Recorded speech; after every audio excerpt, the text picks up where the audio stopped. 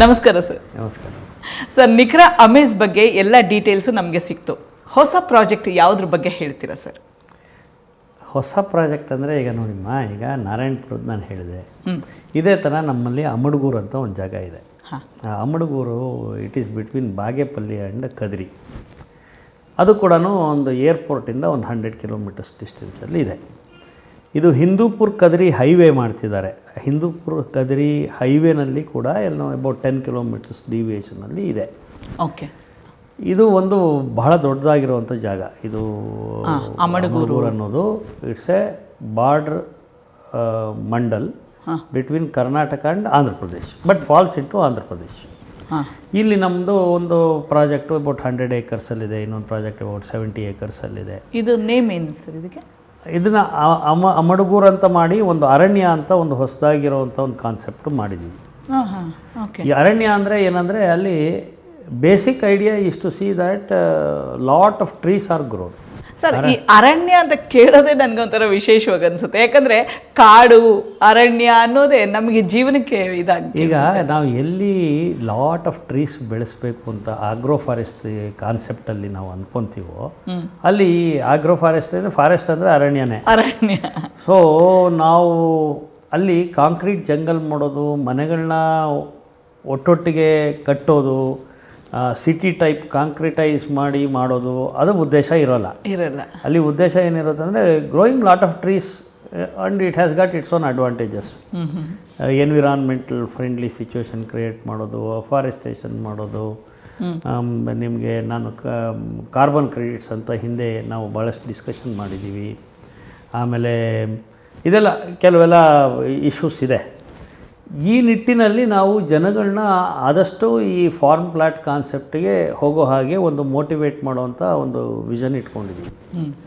That's the idea, growing lot of millions of trees and also have some accommodation and villa type ಮಾಡಿಕೊಂಡು ನೀವು ಅದರ ಮಧ್ಯದಲ್ಲಿ at a future date, if not now, at a future date you get established yourself. ಯಾಕೆ ಈಗ ಸಿಟಿಗಳಲ್ಲಿಂದ ನಾವು ಸಾಕಷ್ಟು ಟೆನ್ಷನ್ನಲ್ಲಿರ್ತೀವಿ, ಹೊರಗಡೆ ಹೋಗಬೇಕು, ಎಲ್ಲೋ ಒಂದು ಕಡೆ ಪ್ರಕೃತಿ ಜೊತೆ ಇರಬೇಕು, ಸ್ವಲ್ಪ ನೆಮ್ಮದಿಯಾಗಿರಬೇಕು. ಅದು ಒಂದು ಕಾನ್ಸೆಪ್ಟ್. ಆದರೆ ನಮಗೆ ನಮ್ಮ ಅಮೌಂಟು ನಾವು ಏನು ಇನ್ವೆಸ್ಟ್ ಮಾಡ್ತೀವಿ, either in land or whatever it is, it should also grow. ಒಂದು ಸಸ್ಟೈನಬಲ್ ಗ್ರೋತ್ ಅಂತೀವಿ, ಅದಾಗಬೇಕು. ಒಂದು ಕಡೆ ನೆಮ್ಮದಿನೂ ಸಿಗಬೇಕು. ಇವೆಲ್ಲ ಕಾನ್ಸೆಪ್ಟ್ಗಳನ್ನ ಮರ್ಜ್ ಮಾಡಿ ನಾವು ಒಂದು ಕಾನ್ಸೆಪ್ಟು ಮಾಡಿದ್ವಿ. ಅರಣ್ಯ ಅಂದರೆ the plots will be divided. It's a residential ಲೇಔಟೇ. ಪ್ಲಾಟ್ ಸೈಜು ಒಂದು 50x60 ಇರುತ್ತೆ, ಒಂದು 3000 ಚದರಡಿ ಇರುತ್ತೆ. ಅದರಲ್ಲಿ ನಾವು ಒಂದು ಪ್ಲ್ಯಾನ್ ಕೊಡ್ತೀವಿ, ನೀವು ಈ ಥರ ಪ್ಲ್ಯಾಂಟೇಷನ್ ಮಾಡಿ, ಈ ಪ್ಲ್ಯಾಂಟೇಷನ್ ಮಾಡಿದ್ರೆ ಇಷ್ಟು ವರ್ಷ ಆದಮೇಲೆ ಇಷ್ಟು ನಿಮಗೆ ರಿಟರ್ನ್ಸ್ ಬರ್ತೀವಿ. It is optional, but we give a suggestion. If you do like this you will get a tentatively ಈ ಥರ ಒಂದು ನಿಮಗೆ ಒಂದು ರಿಟರ್ನ್ಸ್ ಬರಬಹುದು. ಇದನ್ನು ನೀವು ಯಾಕೆ ನೋಡಬಾರ್ದು ಅನ್ನುವಂಥ ಪಾಯಿಂಟ್. ಓಕೆ. ಅಮಡಗೂರಲ್ಲಿ ಬೇರೆ ಸೈಜ್ ಡೈಮೆನ್ಷನ್ಸು ಇದೆ.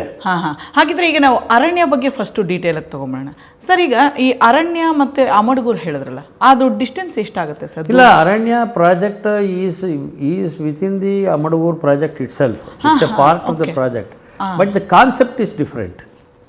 ಕಾನ್ಸೆಪ್ಟ್ ಏನಂದರೆ ಅರಣ್ಯನಲ್ಲಿ ನಾವು ಆದಷ್ಟು ಈ ಸ್ಯಾಂಡಲ್ವುಡ್ಡು, ಮೆಲಿಯಾಡುವಿಯಾ ಅಂತ ನಾನೇನು ಹೇಳಿದೆ, ಅದನ್ನು ಇಂಟೆನ್ಸಿವ್ ಆಗಿ ಗ್ರೋ ಮಾಡಿ ವಿತ್ ಏನು ಒಂದು sync with the buyer's idea, ಅದನ್ನು ಡೆವಲಪ್ ಮಾಡಿ ಅದಕ್ಕೊಂದು ವ್ಯಾಲ್ಯೂ ಬರೋ ಹಾಗೆ ಮಾಡುವಂಥದ್ದು ಇದು ಕಾನ್ಸೆಪ್ಟ್.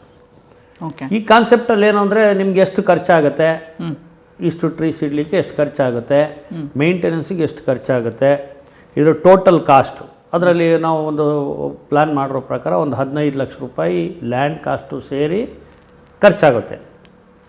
ಏನು ಮೆಲಿಯಾಡುವಿಯಾ, ಸ್ಯಾಂಡಲ್ವುಡ್ಡು, ಅದಕ್ಕೆ ಬೇಕಾದ್ರೂ ಡ್ರಿಪ್ ಇರಿಗೇಷನ್ನು, ಅದಕ್ಕೆ ಫೆನ್ಸಿಂಗು, ಲ್ಯಾಂಡ್ ಕಾಸ್ಟು, ರಿಜಿಸ್ಟ್ರೇಷನ್ನು ಎಲ್ಲ ಆಗಿ ಫೈನಲ್ ಆಗಿ the total cost of the plot with this trees will be about 15 lakhs. 15 lakhs. ಅದರಲ್ಲಿ ಲ್ಯಾಂಡ್ ಕಾಸ್ಟು ಒಂದು 50% ಇಸ್ ದ ಲ್ಯಾಂಡ್ ಕಾಸ್ಟ್.